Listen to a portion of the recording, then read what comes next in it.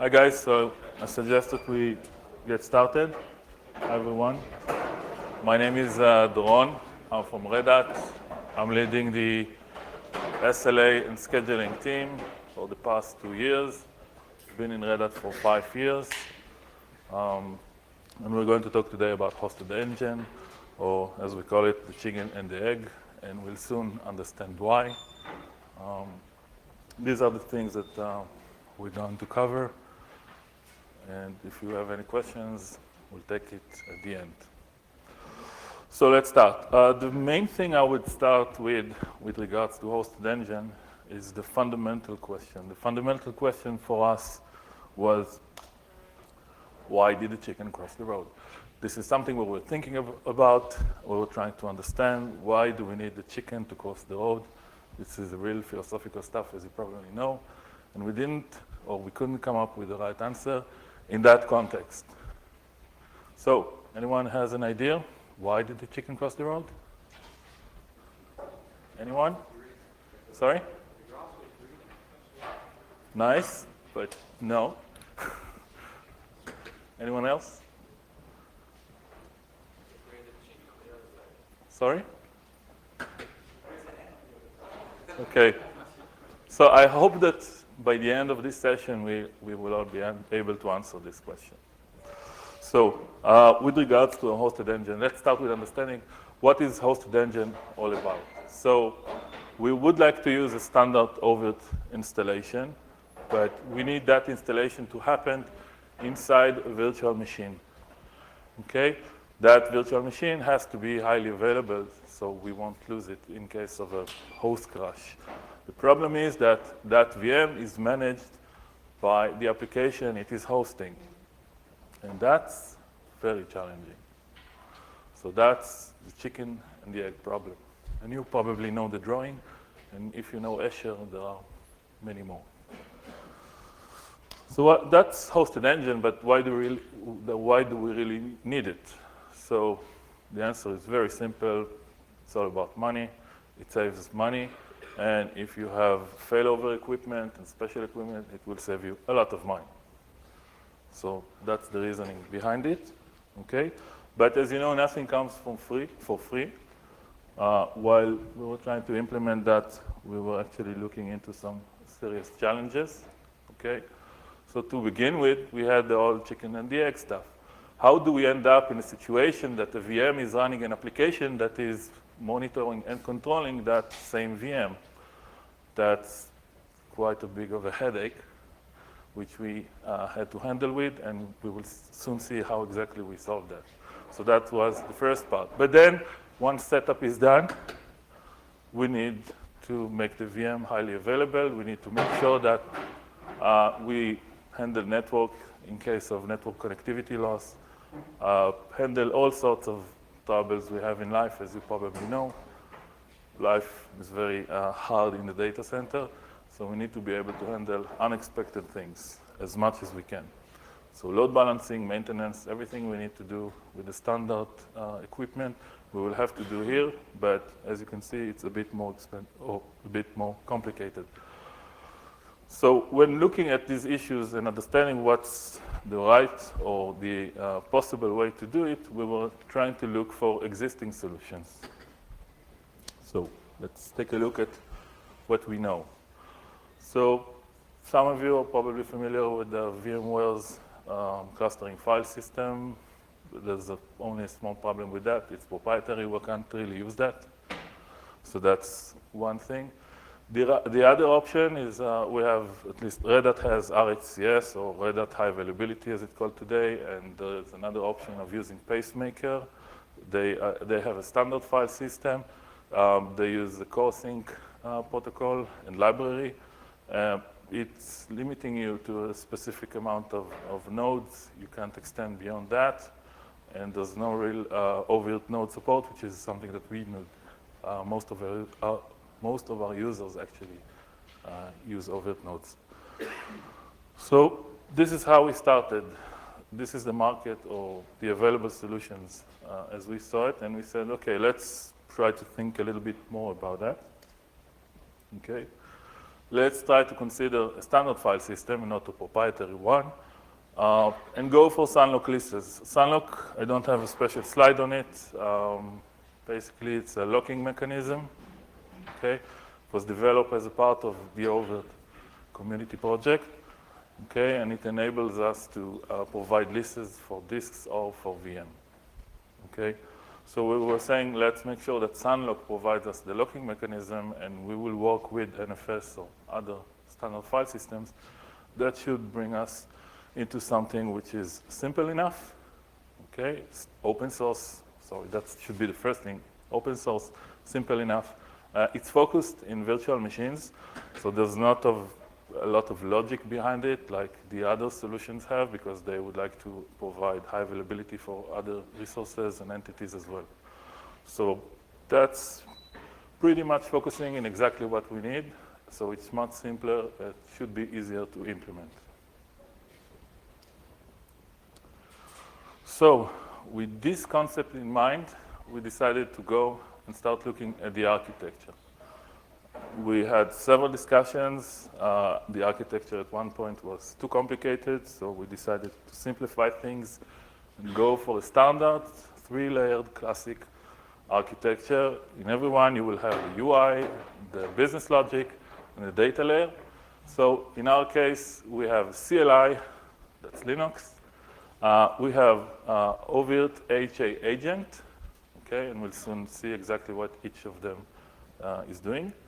And we have the oVirt HA broker.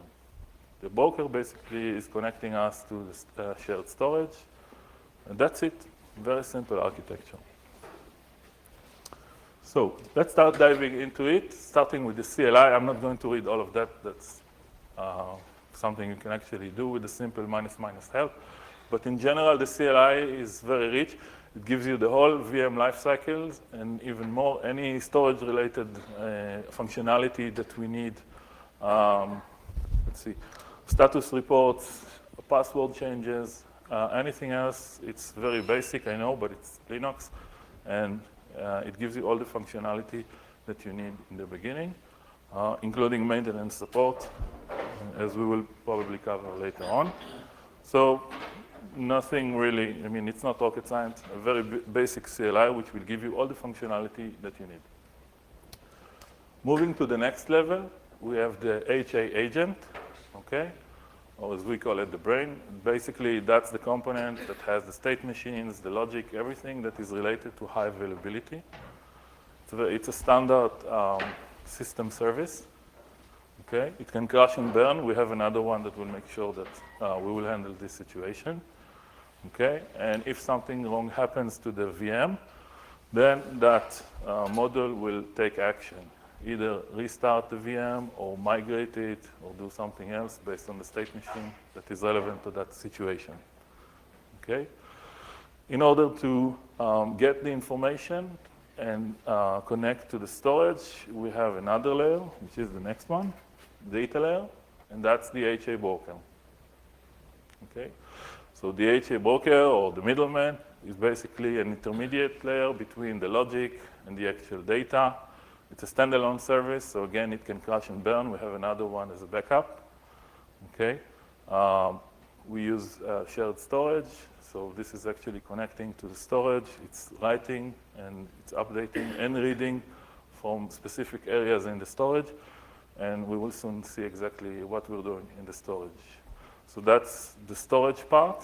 And with regards to monitoring, so it has a very nice pluggable architecture, so you can actually create your own monitoring components. Basically, it's small scripts like a ping script or something else like, I don't know, SNMP.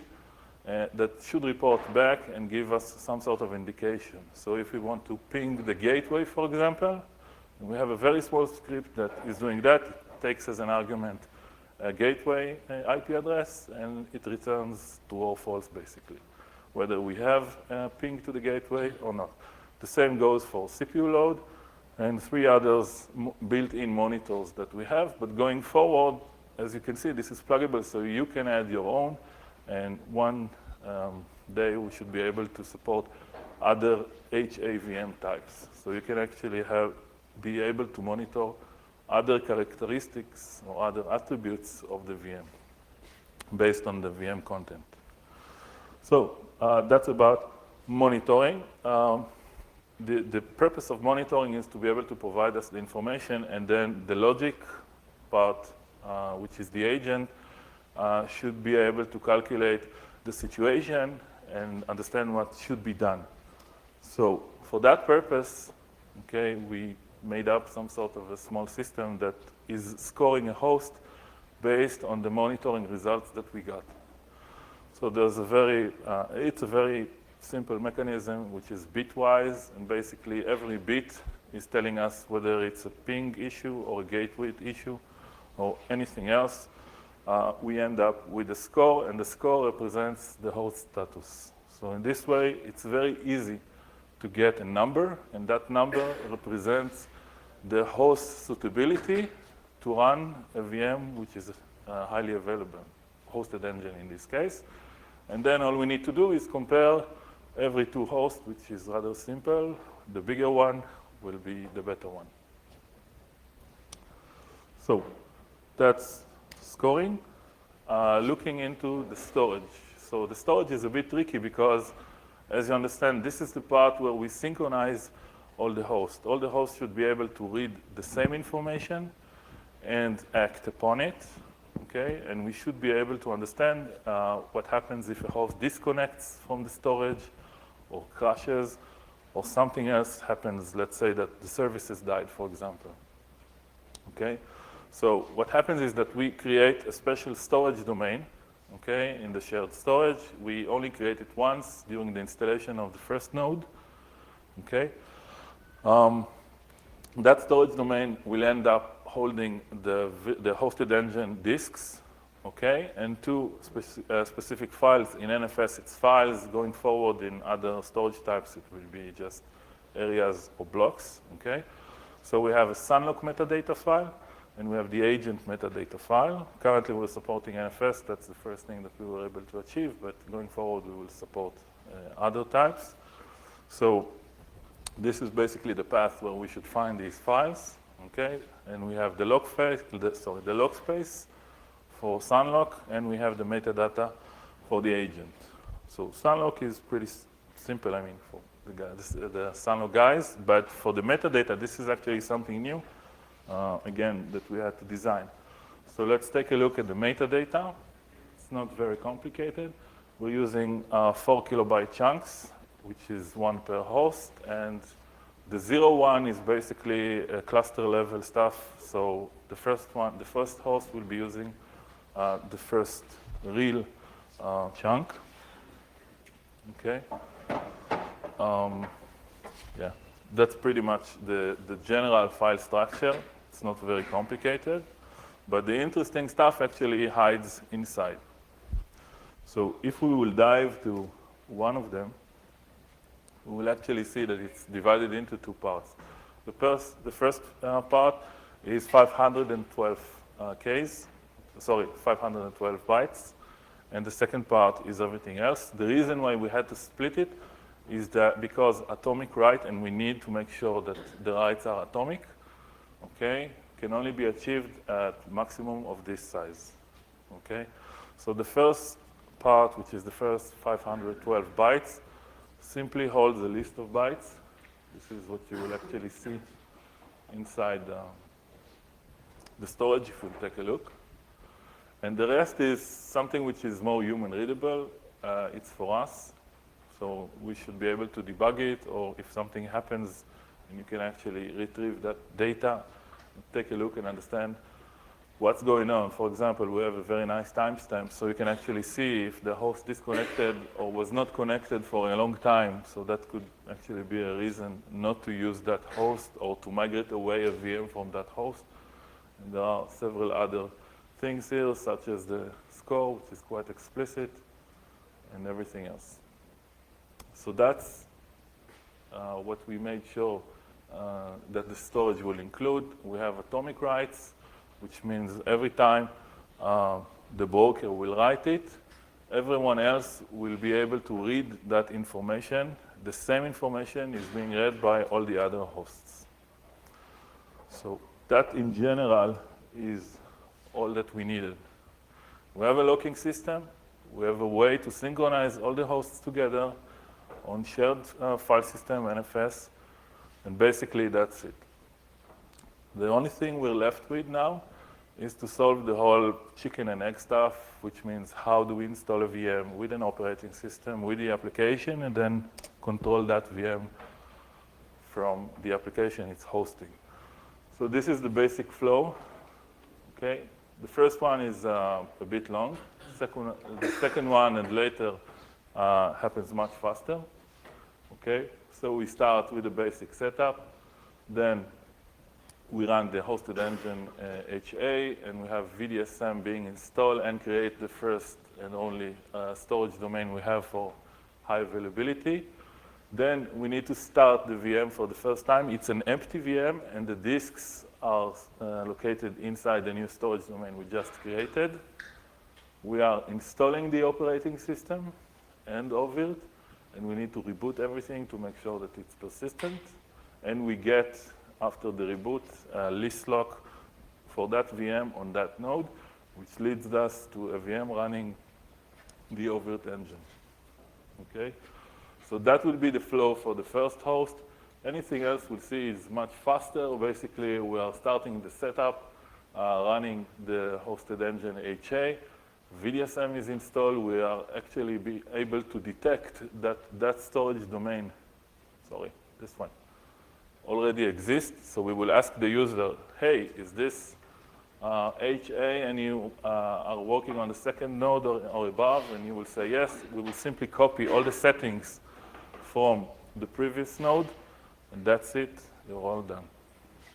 So let's see how it looks like in real life. I'm not doing any live demos here because, as you all know, the network here is the best effort one, so I'm not taking the risk. So it's not going to look very good, so I use my amazing graphic support. Still doesn't look very good, but in general, this is how we start. We run the setup. It's telling us that it's about to start to create a VM, do everything needed, have a lot of stuff running here. And then we're being asked for the storage configuration. We should give the shared storage path. Okay. As you can see, we're planning for Gluster, and there's more coming. This is quite an advanced stuff for my debugging system. Okay. Then we will continue to network configuration.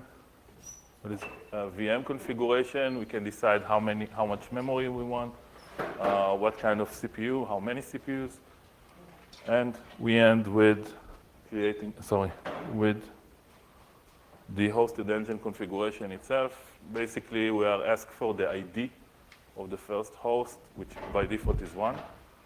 Okay, some other relevant information like password and so on and so forth. And then it will keep running until it will finish everything. It will create the VM for the first time, and it will provide us a way to connect into that VM. And as we remember from the flowchart, we now need to install the operating system. So we install the operating system, we reboot. The VM is automatically created again for us with the operating system now. And we are being asked to install oVirt engine inside. This is running through, and that's basically the end. The HA services are being enabled, and everything is restarted to get locks again officially. And we have hosted engine successfully set up on the first node. That's what you'll see when you browse into the administrator portal. So if you'll go to the hosts tab, you indeed will see the first host that we managed to install. Okay, that's the first node. And if you will go to the virtual machines tab, you will be able to see all the details of the virtual machine. So we have hosted engine alive. Okay. The next task will be to come up with a second node or more. And that, as I said, is much simpler. And without that, we don't really have high availability. So we simply run a deploy. We can provide an answer file, but if we won't provide that, once we will understand that there is already a storage domain for hosted engine, then we will ask you to be able to SSH into that machine, and we will automatically use SCP to copy all the relevant settings from the second node or more, and we will only ask you for an ID for the new node that you just created. Default is 2 in this case. And basically, that's it. You can go into the administrator portal. We will tell you, you have another one set up, and this is what you'll see. We have 2 hosts running now. Okay, this is after some plays, but this is the hosted engine itself. And now we have 2 nodes covering for the hosted engine, so if one of them crashes, it will be good. It will be resumed or restarted somewhere else automatically. Even if the host doesn't crash and we only lose the network or storage or something like that, then we will be able to migrate or resume to another host. So that's basically the whole setup part, which gives us this very nice picture. If we want to try some simulations, okay, as I said, this is all something I already made for you.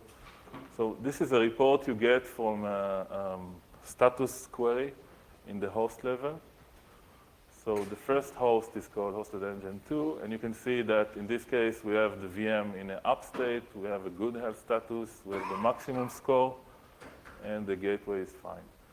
On the second host, the VM is down because it's running here, okay, and we also have the perfect score of 2,400, and the gateway is down.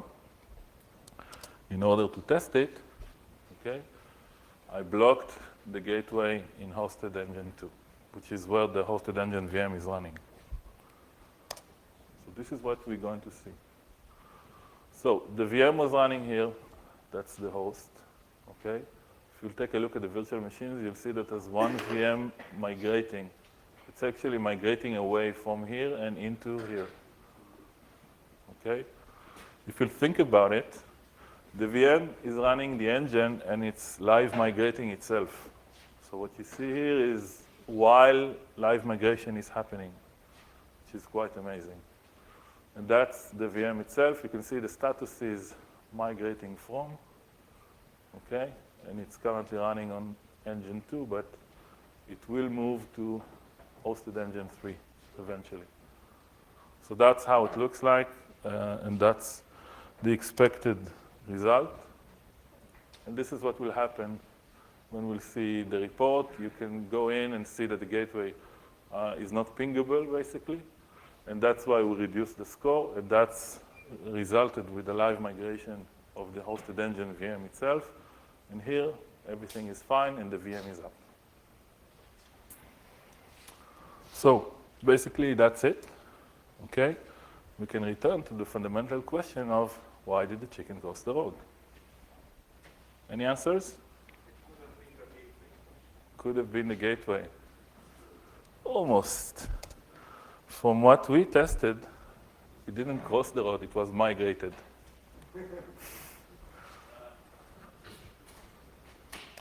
That's it. Questions? Yeah. Let's assume you have 10 hosts. Do you need to run the engine setup on every host? No, that's exactly what I showed. You need to run just yeah, you need to run the hosted engine setup, but it will automatically vacuum all the settings from the first one. So it will only ask you what's the ID, basically, and that's it, and you're all set. So the long installation only happens for the first time because we have the whole chicken stuff. But once you're through, it's very fast. I have another question. Is it possible to install the operating system of the hosted engine by PXE boot? Okay, the question was whether it's possible to install the operating system of the hosted engine via PXE boot, and the answer is yeah, definitely yes. Yeah. How far is the cluster request port? So can you repeat the question? The cluster Yeah. It's still in the planning phase or already in development phase? Which cluster FS? Sorry, the storage side. Yeah.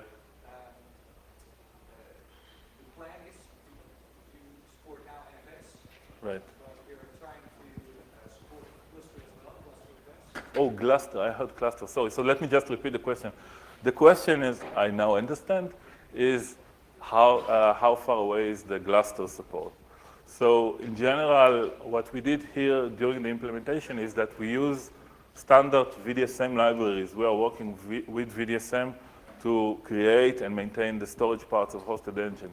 And since VDSM is already supporting everything, in general, it shouldn't be that difficult. We are now trying to, in general, we are now trying to make it work. So,